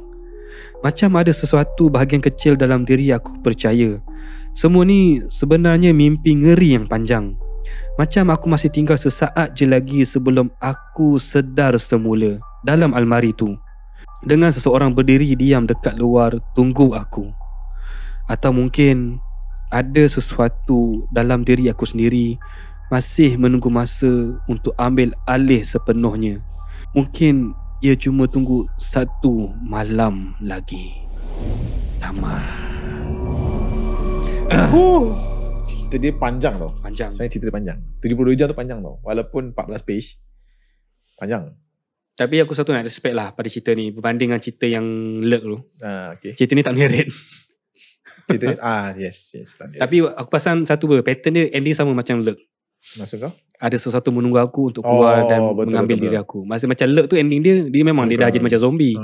Tapi dia rasa tunggu dia mati tidur untuk benda tu ambil sebab dia. this one je survive. Betul. Yang lain tak survive. Maksud dia bukan nak kata benda tu masih dalam badan dia, tapi dia rasa macam ada benda dalam badan dia lah. Sebab cerita faham. Okay. Bila aku baca cerita ni, bila aku tanya cerita ni, aku nampak benda ni macam salah satu simptom kimia lah. Basically macam pencemaran kimia yang melibatkan mutasi lah pada badan. Okay. So efek dia pada realiti dengan, bukan nak kata fantasi tapi realiti. Dunia yang tersedar ke? Realiti, sistem saraf, semua lah. Rasa sebab mak dia pun macam bau pun dah tak boleh nak temu-temu kan. So ada efek. Cuma masalah benda ni, dia jangan tidur je. Itu je problem dia. Jangan tidur. Okay. Dia tak bunuh kau, tapi dia makan diri kau. Yes. Tapi itulah bila kau cakap ending budak tu macam tu, basically budak tu survive. Aku macam ada satu perkara yang tanda soal. Benda tu ada lagi dalam badan budak tu ke? Itulah aku rasa. Okay, mungkin sebab apa, mungkin ni dia pun kena side effect juga sebenarnya. Aku tak rasa dia 100% survive. Maksud dia pun terkena juga. Cuma dia kena bahagian kecil dia. Tu yang dia rasa macam dalam badan ada satu something tak, macam ada lagi dalam badan dia. Tunggu masa nak keluar je. Ke sebenarnya masa perjalanan dia ke bas, jalan tu sebenarnya dia sebenarnya nampak view. Macam kau pernah tahu orang yang kena rasuk, dia nampak tau view tu, tapi dia tak boleh kontrol badan dia. Okay. Tapi dia ingat benda tu. Dia ingat. Maksud dia nampak. Dia tahu. Sebab aku dengar dia kata dia nampak je. Dia nampak je ada orang datang baca apa yang kan. Tapi bila dia jerit, orang tak dengar. Tapi badan dia bergerak. So aku rasa maybe budak tu sepanjang perjalanan, maybe lah, tak kata sepanjang perjalanan, maybe perjalanan kot. Perjalanan dia keluar pada almari tu, berjalan tu sebenarnya dia nampak benda-benda tu semua. Benda tu sebenarnya nampak mata dia, tapi badan dia tak dikontrol pun sebenarnya. Sebenarnya dia memang dia kena efek pun sebenarnya dia. Ya, sebab dia keluar kan. Sebab dia kata dia termenung panjang tersedar 2 jam. Jadi sebenarnya dia tidur lah sebenarnya. Betul. Kan ada simptom orang tidur mata terbuka kan. Macam tu juga. Aku rasa macam otak dia dah shut off. Technically dia tidur lah sebenarnya. Dia sebenarnya tidur lah. Sebab tu dia sesedar je. Dia sesedar dia dah Dia jatuh tu sebenarnya, bukan dia tak larat mengalah. Dia jatuh tu sebenarnya booster tu efek lawan dia dah habis dah. Betul. Jatuh. Betul. Cuma aku rasa mungkin menyebabkan dia tak terjadi kejadian yang benda tu keluar mulut dia sebab dia banyak booster. Kan mak dia bagi banyak booster kan. Mungkin benda tu yang melawan dia kot. Bagi aku, teori aku sebenarnya booster yang dia dapat tu, yang diorang bagi energy bar, fiber bar dengan yang vibe booster, rasa benda tu yang menghalang benda daripada dia ada keluar. Cuma dia macam repellent lah. Dia akan press benda daripada keluar. Tapi masalahnya benda tu ada side effect juga kat dia. Side effect. Kan dia kata bila dia first nak makan, dia rasa macam perut something lah. Ada something. Aku baca cerita ni, aku rasa macam aku tengah mimpi. Tapi cerita ni macam mana kau rasa? Okay, apa benda yang tangan tu? Kau asyik tanya pasal tangan tu, apa benda? Kali ni aku rasa aku nak pakai teori ni kau. Halusinasi. Okay, boleh? Sebab apa yang menguatkan aku teori ni, teori mengatakan ni adalah halusinasi. Tapi bukan halusinasi yang mungkin daripada diri sendiri. Aku rasa benda ni betul jadi. Mungkin ada sesuatu daripada perut bumi yang keluar mengeluarkan satu gas. Okay. Aku rasa macam ni, kita relate sekali reality. Ada satu kisah dekat Afrika, satu tasik gunung berapi ni. Satu malam tu, tiba-tiba satu kawasan kampung berdekatan dengan tasik tu semua mati. Sebab apa? Gas tu. Ada satu gas tu, tak tahu apa nama gas dia, keluar, membuak. Sebab ada satu letusan kecil belakang dalam tasik tu, sebab gunung berapi kan. Dia keluar daripada tasik tu, pergi ke kampung, semua mati. Sebabnya gas tu yang membunuh keadaan tu. Betul. So benda ni jadi mungkin macam tu lebih kurang. Ada satu gas yang menyebabkan dia orang semua jadi keadaan macam tu. Dan dah detect oleh government. Cuma dia orang dapat kesan tak boleh tidur. Kalau kau tidur, dia akan jadi menyebabkan manusia kehilangan kawalan. So ini yang menyebabkan budak ni dan satu keluarga kawasan dia jadi macam tu. Side effect awal-awal yang orang file tu cakap tadi katak keluar banyak dengan daun ni apa tadi cakap? Daun jadi warna biru, betul color. Color. Cuma aku aku macam tak puas hati sebab dia cakap katak, tapi katak tu cuma dia cakap masa ending je. Aku boleh guna konsep teori kau tu. Tapi aku tambah sikit kat teori kau tu, halusinasi tu sebenarnya. Orang yang datang tu orang kerajaan. Betul. Kau ingat tak dekat page yang akhir ke second page akhir lah. Kan dia cakap benda ni takkan keluar kat TV pun. Dia buat kat kawasan orang susah. Berkemungkinan sebenarnya apa yang berlaku tu sebenarnya salah satu projek sains je. Projek saintis ke apa. Dia sekarang ni nak kaji orang yang tak tidur. So dia cari komuniti yang kau tak payah bayar pun, low cost kan. Tak payah bayar, kau datang. So basically yang datang tu, yang bagi sign, bayangkan dia datang dengan sign agreement tiba-tiba 3 page, dengan page kedua tu dia kata macam kau dah sign awal-awal. Ingat tak dia beritahu. And second, booster, bar serat ke jangan tidur tu sebenarnya, itu hanya adalah satu bentuk peraturan yang saja je diorang letak. Maksudnya macam tambahan ujian lah. Tambah ujian ni lah. Apa jadi Dia nak tengok side effect je lah. Kalau 70 jam tu jadi apa. Sebab orang dalam ni bukan jadi zombie. Hilang waras. Dia jadi hilang waras. So jadi orang dia macam-macam, jadi gila. Macam jadi Larry kan. Larry tu jadi gila kan. Tiba-tiba dia bunuh isteri dia kan. Sebab tak cukup tidur. Sebab yelah, bila kau tak cukup tidur, kau punya mental, kepemikiran kau tu tak boleh kawal secara realiti. Kurang waras lah. So boleh berjadilah aku cakap halusinasi aku tu. setuju juga dengan eksperimen. Sebab apa, yang kejadian yang dia muntah biru tu lepas dia makan booster tu kan. Yes, betul. Betul juga kau cakap kan. Chemical dalam vial tu yang menyebabkan kejadian tu. Lepas tu dia akan tunjuk simptom. Macam mana dia jadi muntah. Lepas tu apa tindakan lepas tu. Dia masa dia cakap pasal yang orang vial tu cakap pasal kejadian pelik tu, ayah dia kata iya ke? Ayah dia tak jawab apa kan. Mak dia yang fight dengan orang. Sebab aku rasa benda tu dia sekadar macam nak mengiyakan je kan. Padahal ayah dia dengan mak dia tak cakap apa-apa kan. Tak cakap apa. Memang orang paksa masa tu. Pasal benda tu secara direct tiba-tiba. Dan aku rasa kan, dia bukan setakat kepada jadi kat orang awam tau. Pegawai askar yang terlibat pun sama. Maksudnya sekarang ni ada satu bahagian tertinggi dalam jabatan kerajaan tu. Sorry. Orang yang datang tu ada logo ke semua ke? Tak ada, kosong. Tak ada apa-apa. Betul lah. Aku rasa barang eksperimen lah. Kira yang pengawal keselamatan tu sebenarnya bukan pengawal keselamatan pun. Memang orang saintis jugalah maybe. Tapi yang ataupun upahan lah pengawal lah. Maksudnya diorang dibagi tugas untuk jaga kawasan tu dan bagi tahu makluman kepada penduduk. Kau kena buat semua ni. Tapi kita bagi kau uniform. Tapi bukan jabatan askar pun. Maksudnya diorang pun sekali lah kawasan tu. Betul. Sebab tu kenapa dia cakap awal 6 jam dah benda tu dah apa terlepas awal 6 jam. Sebenarnya dia orang tak boleh kawal pun dah. Tak boleh, tak boleh kawal dah hancur barang dia kata. So kita settlekan. Tapi gila kalau betul-betul benda ni melibatkan saintis, memang gila lah, sebab kau melibatkan satu komuniti kecil yang memang betul dah kata kenapa tak keluar berita. Sebab orang susah. Memang dia orang dia orang suppress media daripada tahu benda ni lah. Memang ujian. Aku memang menguatkan rasa satu halusinasi. Satu lagi macam kau cakap eksperimen daripada kerajaan. Aku rasa memang betul-betul daripada tu.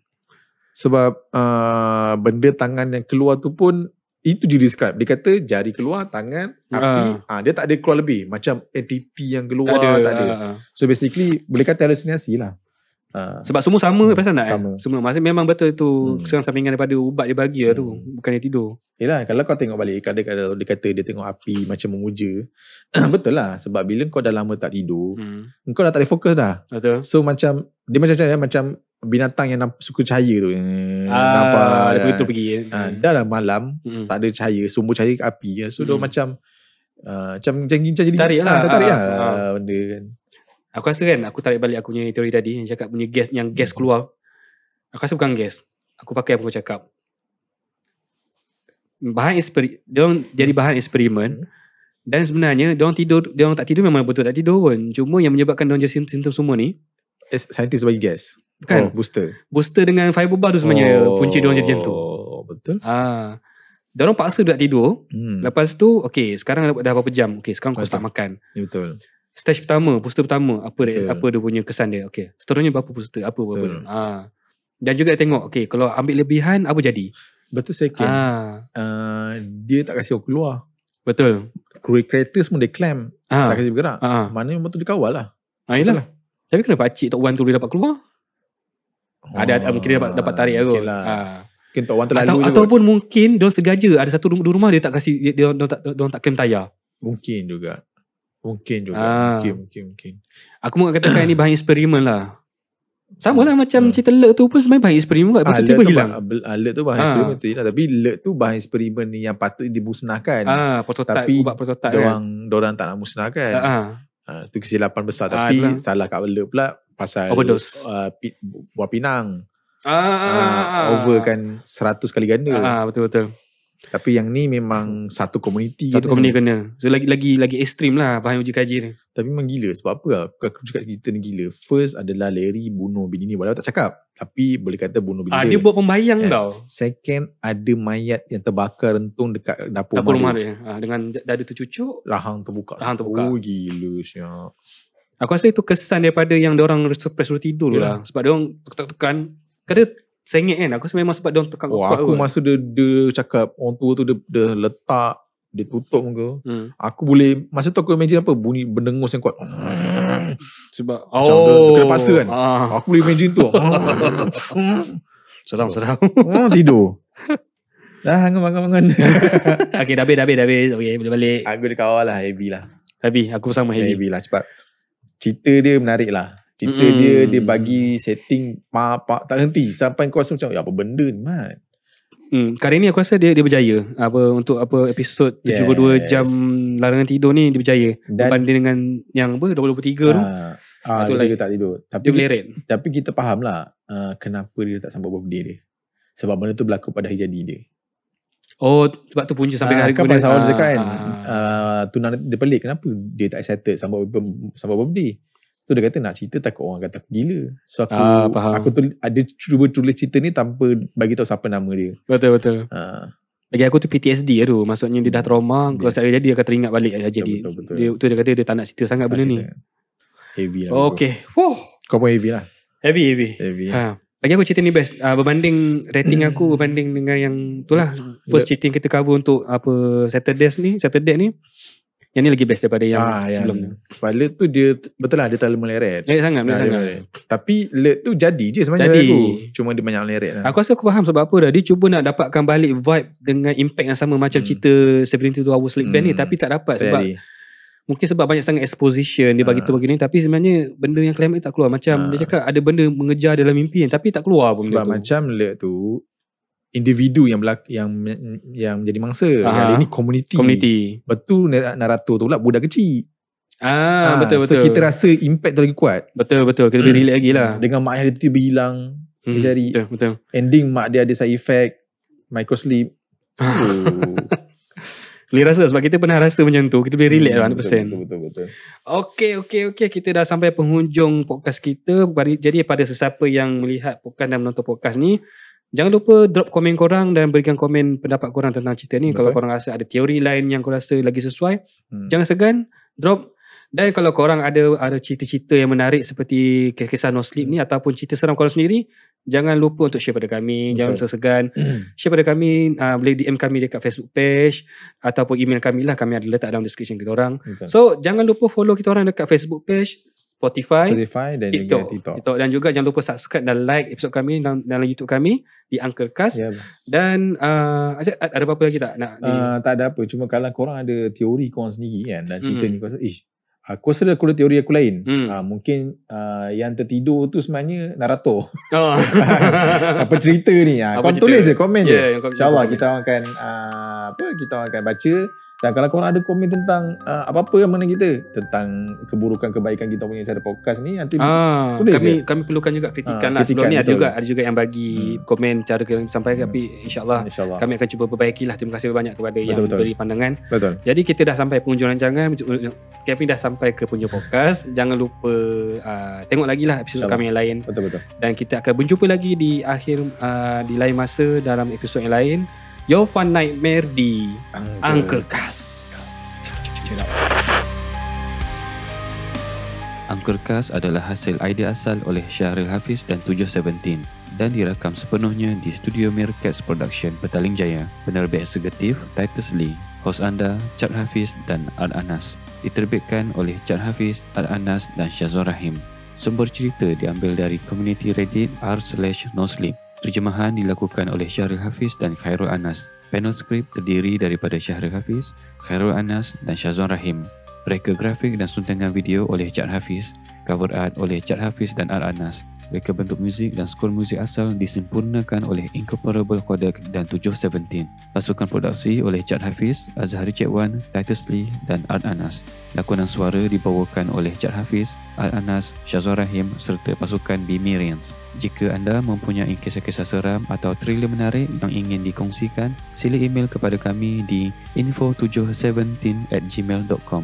Ikuti kami di media sosial, Instagram, TikTok dan Facebook. Bagi pihak Anchorcast, kami amat hargai jika anda dapat like, subscribe dan share podcast kami. Kami juga mengalukan sebarang ulasan, kritikan dan cadangan bagi penambahbaikan podcast kami. Jangan lupa untuk kongsikan podcast ini dengan rakan-rakan anda yang juga meminati genre yang sama. Terima kasih kerana menonton dan mendengar.